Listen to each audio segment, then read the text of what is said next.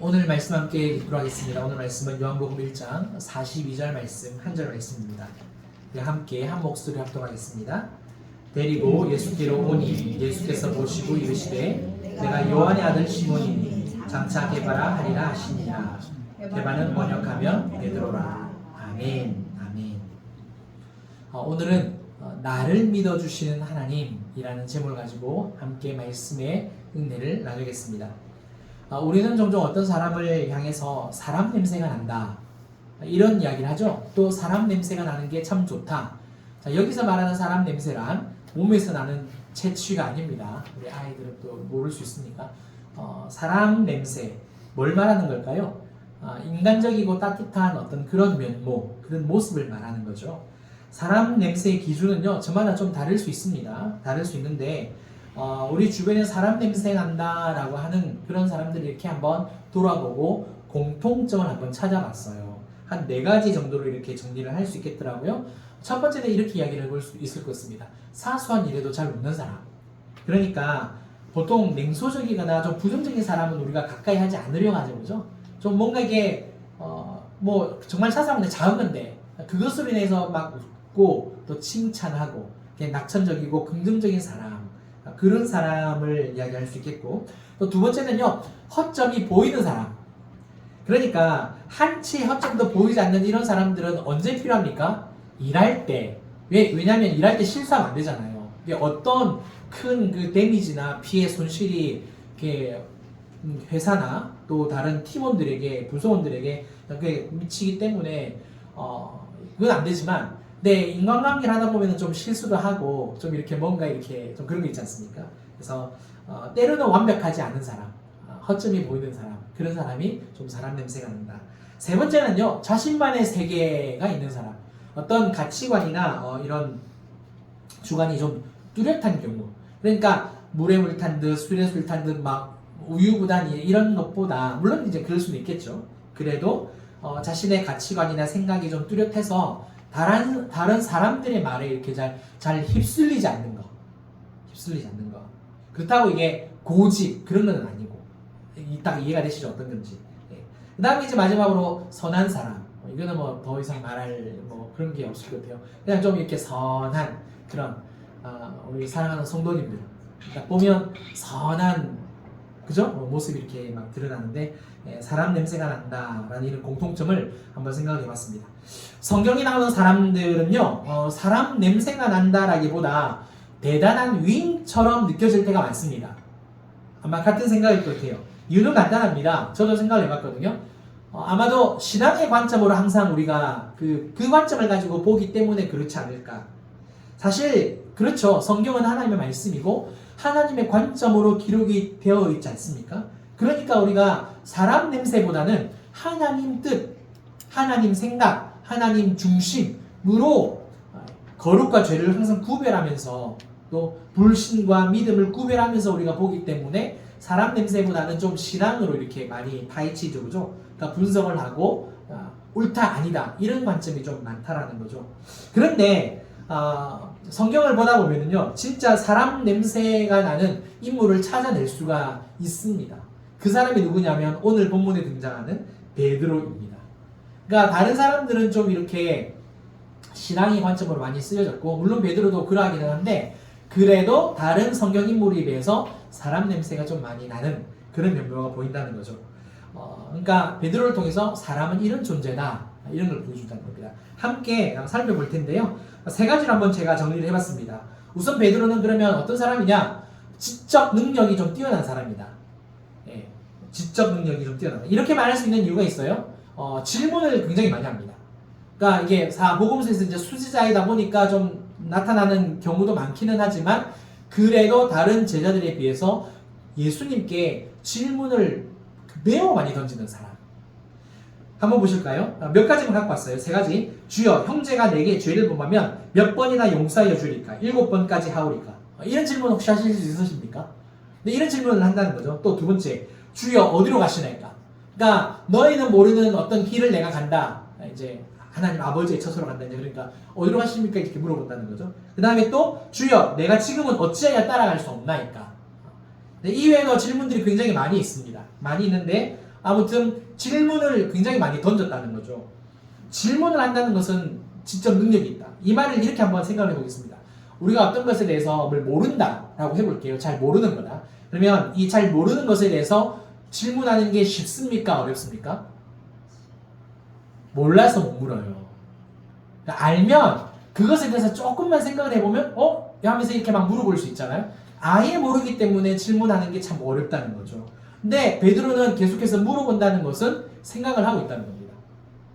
두 번째, 베드로는 감성이 풍부하다. 네, 감성이 풍부하다. 누가복음에 나오죠. 주여 나를 떠나소서 나는 죄인으로서이다. 예수님께서 만나 주셨을 때 이 고백을 하죠. 슬픔, 비통, 자기 안에 예수님과 같은 분과는 함께 있을 수 없는 어떤 그런 거리감을 딱 느꼈다는 거죠. 두 번째 또 이런 이야기가 있습니다. 이 일이 결코 죽게 미치지 아니하리다. 이게 뭡니까? 예수님께서 이제 십자가에 달려 죽으시겠다라는 그 말씀하셨을 때 그러면 안 된다라는 이야기죠. 근데 이 고백이 언제 나오는지 아십니까? 주는 그리스도시요 살아계신 하나님의 아들이십니다. 딱 이 고백을 하고 난 다음에 예수님이 십자가 달려 죽을 거다 그러니까 안 된다 그러죠. 예수님이 이때 사탄아 물러가라. 이제 이 말씀을 하시는데 뭡니까? 분노의 감정이죠. 예수님 앞에서도 자신의 분노를 아끼지 않는 그런 사람입니다. 그 다음에 또 이런 고백 있죠. 내가 주와 함께 죽을지언정 주를 부인하지 않겠나이다. 어떤 정의감, 그 다음에 동질감, 우리가 남이가 이런 것처럼 어떤 그런 마음이죠, 그죠? 자, 이외에도 또 통곡하는 장면도 나오고 또 요한복음 21장에 보면은 네가 나를 사랑하느냐라는 고백 앞에서 그 사랑한다라고 주께서 아시나이다라고 고백을 하지만 사랑의 감정도 나타나는 것을 우리가 잘 압니다. 그 다음에 이제 베드로는요 의지력도 강한 사람이다라는 것을 알 수 있어요. 예수님을 따르기 위해서 생계를 포기합니다. 자, 여러분들한테 한번 질문해 볼까요? 자, 예수님의 제자가 되기 위해서 지금 일하는 것 다 내려놓고 기도원으로 들어가십시오. 산으로 들어가십시오. 하실 수 있겠습니까? 근데 베드로는 금을 던져버리고 예수님을 따라간다는 거죠. 그 파란만장한 그 20대 청년인데 쫓아간다는 거죠. 물 위로 걸어오시는 예수님. 예수님인지를 확인은 하긴 했어요. 확인을 하긴 하고 예수님이시라면 제가 같이 여기 걸어가고 싶다고. 저는 그런 말을 들어도 물 위로 못 뛰어내릴 것 같아요. 하실 수 있겠습니까? 뻔히 아는데도. 근데 베드로는 물 위로 이렇게 내려가죠, 그죠? 물론 그 다음에 이제 빠져서 그렇지. 그 다음에 이제 예수님께서 잡히시기 바로 직전에 로마 군인들하고 가룟유다하고 또 이렇게 유대인들이 막 찾아오죠. 이때 대제사장 말구의 귀를 어떻게 합니까? 칼로 이렇게 베어버리죠. 와, 진짜 용감한 사람이죠, 그죠? 이런 행동도 서슴지 않는 사람이다. 그러니까 의지력이 굉장히 강하다, 결단력이 있다라는 것을 알 수 있습니다. 의지력에 대해서 잠깐만 이야기를 좀 해보려고 합니다. 우리는 지속적인 죄에 대해서 변명을 할 때가 있어요. 그때 어떤 변명을 하느냐면 거의 대부분 이런 변명입니다. 제가 의지력이 좀 약합니다. 막 그런 이야기를 할 때가 있죠. 자, 예를 들어서 남자들이 행하는 좀 죄송해요. 술을 마시는 것을 변명하기 위해서 의지가 약해서 잘 못 끊는다. 이런 이야기, 담배, 여러 가지 있지 않습니까? 또 영상 미디어 끊는 것도 의지가 약해서 잘 못 끊는다. 근데 이런 말은요, 사실 의지가 약해서 못 끊는 게 아니고요. 의지가 훨씬 더 강한 사람입니다. 무슨 말인지 아세요? 술을 계속해서 마시고 있다라면, 그 무언가를 계속해서 하고 있다라면, 그것을 계속해서 할 의지가 있다는 거예요. 뭘 의미하느냐? 우리의 의지력은요, 강할 수도 있고요, 약할 수도 있어요. 방향의 문제라는 거예요. 내가 이 부분에서 못 끊으니까 약하다라고 생각할 수 있는데, 이 부분은 내가 강하게 원하고 있는 거잖아요. 그리고 그걸 갖다 하고 있지 않습니까? 그럼 의지력이 강한 거죠. 그러니까 우리는 이 부분만 보고 약하다라고 말하지만 실상은 내 반대쪽은 이 부분을 하고 있는 강함이 있다는 거죠. 방향의 문제라는 거예요. 방향의 문제. 생각도 마찬가지고 감정도 마찬가지고 의지력도 마찬가지입니다. 생각도 부정적인 생각을 계속 하느냐, 감정도 자꾸만 막 뿜어내느냐, 참지 못하고 절제하지 못하고, 내가 감정을 조절하지 못해서 자꾸 화를 낸다 그렇게 말하는데 오히려 감정을 계속 내려고 하는 의지도 있다는 거죠. 양방향이 있는데 방향의 문제. 그러니까 우리는 늘 한쪽만 생각하거나 거꾸로 생각을 하는 그런 경향이 있습니다. 그래서 약하고 강하고 그게 문제가 아니라 내가 좀 잘못된 방향을 가지고 쏟아내고 있구나, 말하고 있구나, 바라보고 있구나, 행동하고 있구나, 이것을 알아가셨으면 좋겠습니다. 자, 다시 본문으로 돌아와서 베드로는요, 이처럼 사람은 이런 존재다 라는 것을 지정의라는 이런 부분을 통해서 우리가 한번 살펴봤는데요, 한 가지 약점이 있습니다. 물론 여러 가지 사람에게는 여러 가지 약점이 있죠. 근데 그 중에서 한 가지를 한번 찾아봤어요. 어떤 약점이 있을까? 베드로는 그래도 긍정적이고 뛰어난 성품의 그런 요소들을 가지고 있는 사람입니다. 약간 다혈질적인 기질도 분명히 있어요. 그럼에도 불구하고 좋은 게 굉장히 많은데 그래도 약점이 있다. 그게 뭐냐면 이런 좋은 것들을 가지고 계속해서 일관성을 가지고 강인함이라는 이런 성숙한 자질을 발전을 시키는 능력이 없다는 거. 이게 부족하다는 거. 좀 쉽게 설명을 해볼게요. 쉽게. 이게 뭐냐면 자신의 연약함 때문에 실패하고 실수를 하잖아요. 그러면 어떻게 합니까? 다시는 어리석은 행동을 하지 않겠다라고 생각하고 결단을 가지는데 시간이 지나면 똑같은 실수, 반복되어지는 실수가 계속 나타난다는 겁니다. 그러니까 사람이 발전을 하고 성숙해지면 어렸을 때 이전에 했던 거 몰랐던 거를 안 하는데 자꾸 한다라는 거예요. 반복해서. 그러니까 발전을 시키는 그런 능력이 있다는 거죠. 예를 들어보면 이렇습니다. 베드로의 어떤 인생을 한번 이렇게 펼쳐보면서 한번 이야기를 해보면 물 위를 걸어오시는 예수님의 말씀을 듣고 물 위를 걸어요. 그렇죠? 물론 심피하긴 한데. 그러나 파도와 바람을 보고 두려움과 의심에 빠집니다. 그죠? 예수님이 그래서 믿음에 관련된 부분을 지적을 한번 하시긴 하시죠. 그죠? 왜 의심하였느냐.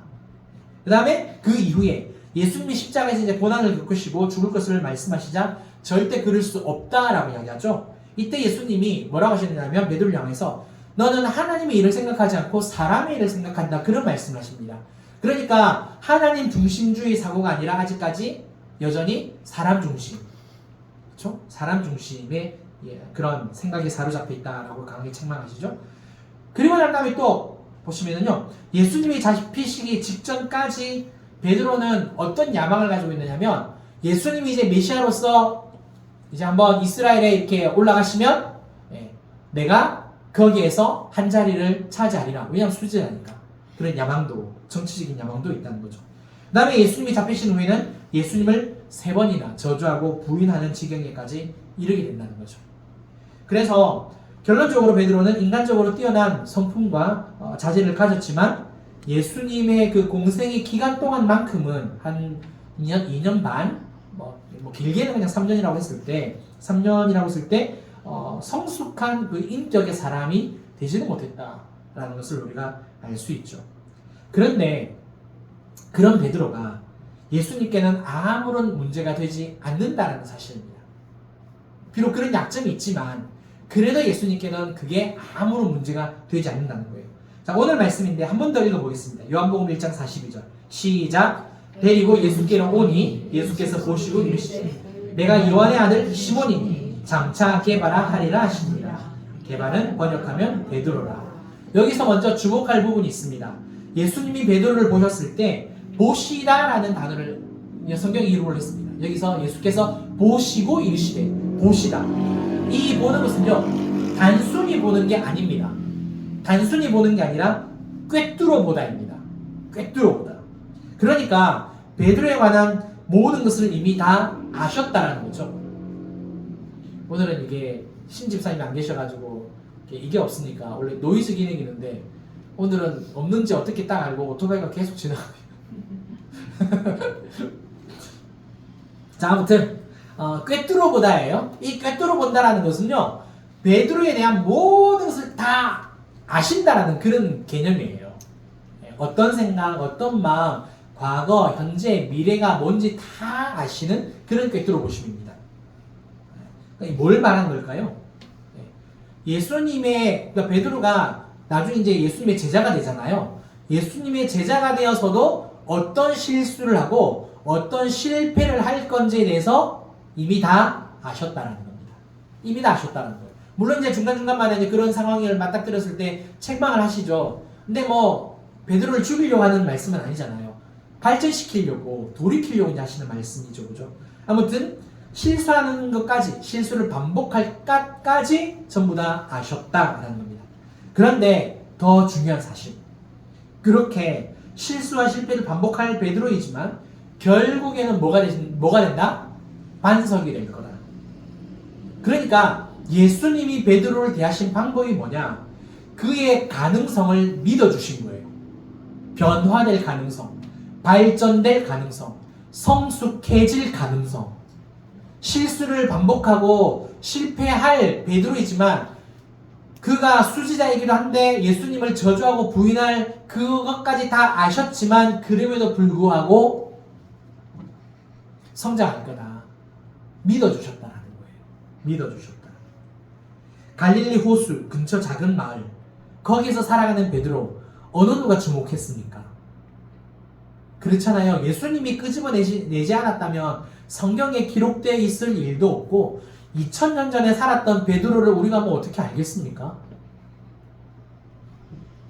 아무도 그의 가치를 몰랐습니다. 하지만 예수님만큼은 그가 변화될 것을 알고 계셨고 그래서 그의 가능성을 믿어주셨던 거죠. 결국에는 그의 믿음을 바탕으로 그의 믿음 위에 뭐가 세워집니까? 교회가 세워진다는 것. 교회가 세워지는 그 반석이 될 것을 아셨기 때문에 오늘 이 말씀 가운데서 뭐라고 말씀하셨다고요? 장차 개바가 되리라. 이렇게 말씀하신 겁니다. 그러면 예수님께서 이 시몬의 이름을 바꾸시면서 베드로가 미래에 교회적 사명을 감당할 이런 사람으로 선포하신 거잖아요. 예언과 동시에 선포이잖아요. 그러면 이것을 선포하신 근거는 뭘까요? 뭔가 믿는 구석이 있어야 우리도 뭐 말하는 거 아니겠습니까? 저도 설교 준비를 하다가 생각이 발전이 될 때가 있어요. 진전이 될 때가 있는데 진전이 되더라도 발전이 되더라도 멈춥니다. 멈춰보고 이것에 대한 성경적인 근거가 뭐지? 고민을 해요. 근데 아무리 찾아도 성경적인 근거가 안 나오면 그건 이제 설교에 안 넣어요. 우리 말하는 논리도 그렇잖아요. 뭔가가 근거가 되니까 주장을 하고 말하는 거지 않습니까? 이게 자신 있게 말하는 건데 설교도 그렇거든요. 아무리 제가 뭔가 좋은 이야기, 좋은 생각 막 이런 게 있어도 모든 내용을 다 집어넣지 않고 다 말하지 않는 이유는 이게 성경적인 근거가 없으면 그건 내 말밖에 안 되는 거잖아요. 예. 그렇게 안 된단 말입니다. 그러면 예수님은 뭐를 근거로 장차 개바가 되리라 이 말씀을 하시는 걸까요? 궁금하지 않으세요? 그 근거가 뭐냐? 예수님의 말씀은요, 그 자체로 변화를 일으키는 능력이 있기 때문에 그렇습니다. 그 자체로 변화시키는 능력. 따라 무슨 말이냐면 말씀의 능력이 있다는 거예요. 창세기 1장 3절 세상이 창조되지 않았을 때 예수님 이런 하나님 이런 말씀을 하시죠. 하나님이 이르시되 빛이 있으라 하시니 빛이 있었고 빛이 있으라 말씀을 하시니까 빛이 있게 된 겁니다. 말씀의 능력이 있다는 거죠. 하나님의 말씀은 존재를 창조하고 실현시킵니다. 그렇다면 개바라 하리라. 개바가 될 건데 그 이름에 걸맞는 존재로 하나님께서 어떻게 해주시겠다는 겁니까? 새 창조를 일으켜 주시겠다는 거죠. 새롭게 너를 변화시켜 주겠다. 사람은 너는 그 누군가도 너를 변화시킬 수 없는데 내 말의 능력으로 나의 능력으로 너를 변화시켜 주겠다. 성숙하게 만들어 주겠다라는 이 말씀이지 않겠습니까? 그래서 단지 이름을 바꾸는 것이 아니라 그 존재 자체를 새롭게 빚으신다는 거죠. 그러니까 하나님의 말씀에 능력이 있어서 베드로가 정말 하나님의 사람이 되는 거고 반석이 되는 거지, 뭔가를 배워서 뭔가를 이렇게 깨달아서 되는 게 아니다라는 것을 오늘 이 말씀을 통해서 우리가 깨달을 수 있습니다. 사랑하는 성도 여러분, 예수님께서 베드로의 이름을 바꿔주시면서 그의 가능성을 믿어주시는 이 부분에서 우리가 깊이 생각해 봐야 할 부분이 있습니다. 그건 뭐냐? 예수님은 시몬을 있는 그대로 받아들이시지 않고 그의 잠재력과 가능성을 보시면서 새로운 정체성을 선언하시잖아요. 그런데 우리는 지금 어떻게 나를 또 우리의 자녀들을 우리의 가족들을 바라보고 있느냐는 겁니다. 과거에 매이지는 않고 계시냐? 과거에 매여 있지는 않으십니까? 현재에만 머물러 있지는 않으십니까? 물론 우리의 한계죠. 미래를 모르니까. 앞으로 어떻게 될지 모르기 때문에 솔직히 겁이 나죠. 겁이 나죠. 그런데 오늘 이 말씀이 우리에게 가르쳐 주는 게 뭡니까? 말씀 자체의 능력이 있기 때문에 선포하라는 거예요. 말씀 자체의 능력이 있기 때문에. 아멘. 아멘. 그래서 아까 우리가 이런 기도를 했지 않습니까? 예수 그리스도의 피가 내 영혼에 있습니다. 예수의 피가 내 입술에, 내 마음에 있습니다. 예수 그리스도의 피가 내 심장에 있다고 선포하는 거예요. 나에게는 사실 아무것도 없죠. 내가 어떻게 은혜를 입을 수 있습니까? 그런데 하나님의 말씀이, 주님의 말씀의 능력이 있기 때문에 선포를 하는 거고, 그 말씀 자체의 능력이 근거라는 겁니다. 따라서 이렇게 선포하며 나아가는 저와 여러분들 되었으면 좋겠습니다. 오늘 이 말씀은요, 우리 아이들에게 또 젊은 세대에게만 적용되는 게 절대 아닙니다. 연세가 많아도 지금 내가 하나님으로부터 부름을 받고 믿음 생활을 시작했다면 하나님은 지금의 나이가 많은 내가 아니라 앞으로 변화될 나를 미리 보시고 미리 아시고 부르신 거라는 이야기입니다. 그러니까 내가 지금까지 60년을 살았던 70년을 살았던 그게 중요한 게 아니라 지금부터 주님 앞에 서는 그 시간이 10년이든 5년이든 1년이든 그러면 그게 길든 짧든 간에 그 순간에 성숙되고 변화될 모습을 보시고 지금의 나를 부르셨고 지금의 나를 보고 계신다는 거예요. 그러니까 지금 내가 얼마만큼 나이를 먹었든 간에 절대 하지 말아야 할 말이 있다는 거고 생각이 있다는 겁니다. 그게 뭔지 아십니까? 이 나이에 무슨 이거 내리세요. 아직 아닌데. 네. 우리나라는요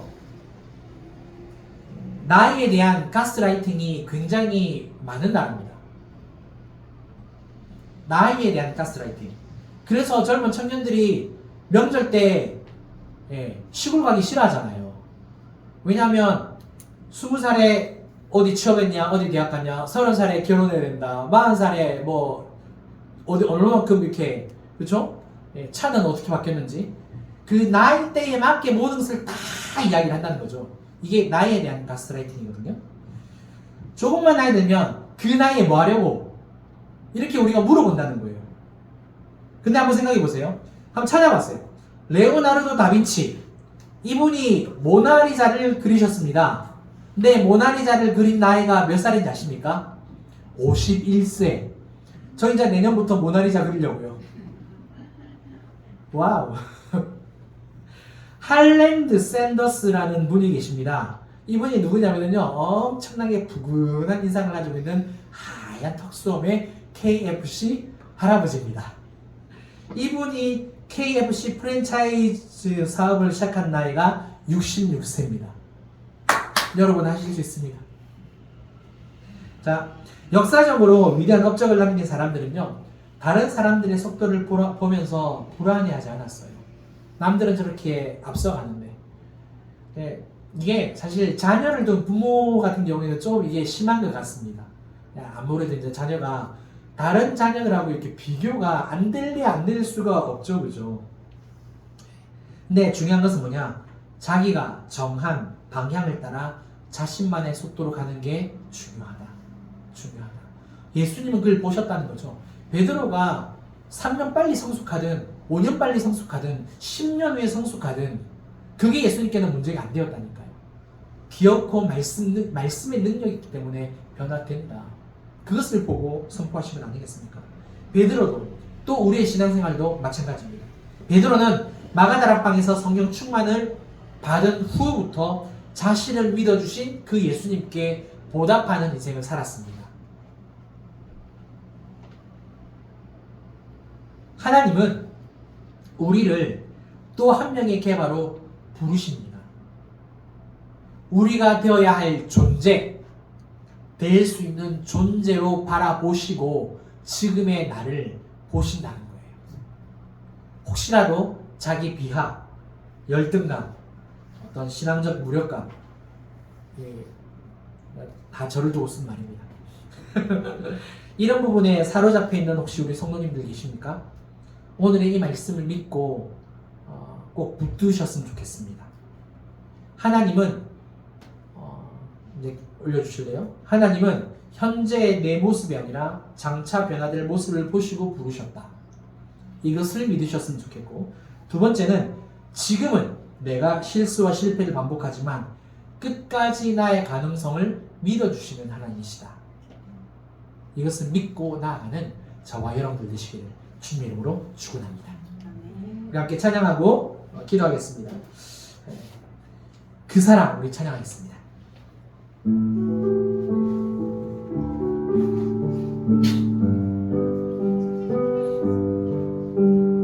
아버지 사랑 내가 노래해, 아버지 은혜 내가 노래해. 그 사랑 변함없으신, 거짓없으신, 성실하신 그 사랑, 사망 갈 때 꺾지 않으시네. 꺼져가는 등불 끄지 않네. 그 사랑 변함없으신, 거짓없으신, 성실하신 그 사랑, 사랑, 그 사랑, 날 위해 죽으신, 날 위해 다시 사신 예수 그리스도, 다시 오실 그 사랑, 죽음도 생명도 천사도 하늘의 어떤 권세도 끊을 수 없는 영원한 그 사랑, 예, 그 사랑, 그 사랑, 날 위해 죽으신, 날 위해 다시 사신 예수 그리스도, 다시 오실 그 사랑, 죽음도 생명도 천사도 하늘의 어떤 권세도 끊을 수 없는 영원한 그 사랑, 예수. 우리 함께 기도하는 시간 가지겠습니다. 오늘 말씀을 기억하시면서 하나님이 나를 보실 때 지금의 나도 보시지만 앞으로 변화될 나도 여전히 바라보고 계시고, 또 주님께서 그렇게 선포하신다는 거예요. 장차 개바가 되리라. 우리가 반석이 되기도 하고, 또 주님의 사랑 안에서 어떤 사람이 될지 우리는 모릅니다. 주님이 아신다는 거죠. 중요한 것은 하나님께서 그렇게 이미 선포하셨다는 거예요. 그것을 믿으시고 자신의 영혼, 자신의 인생, 자신의 그 생각, 감정, 그 모든 것에 선포하셨으면 좋겠습니다. 또 우리의 자녀들을 위해서도 그렇게, 또 부부에 대해서도 서로 실수하고 실망하고 어떤 그런 부분들이 있잖아요. 그럼에도 불구하고 주님이 믿어주신다. 이것을 가지고 함께 고백하시고 기도하는 시간 가졌습니다. 기도하겠습니다. 사랑하는 하나님 아버지, 감사합니다. 오늘 베드로를 통해서 나를 믿어주시는 하나님, 이 말씀을 함께 살펴봤습니다. 하나님, 주님께서 베드로를 보시고 그를 부르실 때에 아버지 곧바로 제자로 부르신 건 아니고, 하나님 부르셨을 때 장차 개바가 되리라. 하나님, 그가 실패할 건 아셨습니다. 예수님을 저주하고 부인할 것도 아셨습니다. 그럼에도 불구하고 아버지 하나님, 장차 개바가 되리라 말씀하신 것은 그가 정말 말씀으로 말미암아 변화될 것을 아셨기 때문에 주셨습니다. 우리의 인생 마찬가지입니다. 주님, 혹시라도 우리 안에 장애미하고 우울증 가운데 있으며, 하나님 아버지, 나는 왜 이럴까? 하나님 아버지, 참으로 힘들고 어려워하는 영혼이 있습니까? 변화되지 않는 자신의 모습 가운데 자꾸만 실수하고 실패하는 그 여정 가운데서 힘들어 힘들어하고 고통받는 괴로워하는 우리의 마음, 우리의 생각, 아버지 하나님, 우리의 가정들, 우리의 자녀들 있습니까? 우리의 남편, 아내들 있습니까? 주님, 우리의 가능성을 믿어주시는 그 주님만을 의지하며 그 관점으로 우리도 선포하며 나가게 하여 주시옵소서. 말씀에 능력이 있음을 믿고 주님 기도하며 인내하며 그렇게 힘있게 나아가는 우리 모두가 되기를 간절히 소망합니다. 나를 믿어주시는 하나님, 진실로 우리를 믿어주시는 하나님, 자녀를, 부부를 믿어주시는 그 하나님을 믿고 나아가는 우리 모두가 될 수 있도록 도와주시옵소서. 아멘. 주님을 찬양합니다. 주시옵소서. 사랑과 은혜가 풍성하신 하나님 아버지 감사합니다. 오늘 이 말씀 붙잡고 우리의 삶 가운데 또 일상으로 돌아갑니다. 그 누구도 나를 믿어주지 않을 때, 수많은 실수와 그 실패의 반복 속에서 힘들고 괴로워하는 그 순간순간 맞이할 때마다 우리 주님만큼은 나를 믿어주신다. 그리고 이 믿음 가운데 말씀을 선포하며 일어서는, 다시 일어서는, 결국에는 변화되는 인생 살아가는 저와 우리 모든 성도님들과 우리 모든 가정의 자녀들과 또 부부, 또 우리 어르신들, 하나님 우리 교회가 될 수 있도록 인도하여 주실 줄 믿습니다. 진실로 이 말씀이 이루어지는 역사가 일어나도록 인도하여 주시옵소서. 이 모든 것을 감사드리며 지금은 우리 주 예수 그리스도의 은혜와 크신 하나님의 사랑과 성령님의 감화감동 교통 충만하심이 이 말씀만 붙잡고 더욱더 힘있게 살아가기로 결단하는 사랑하는 우리 모든 성도님들과 또 가정과 일터, 우리 진주빛 교회와 이 나라 이 민족에 이제부터 영원토록 함께 있을지어다. 아멘. 아멘.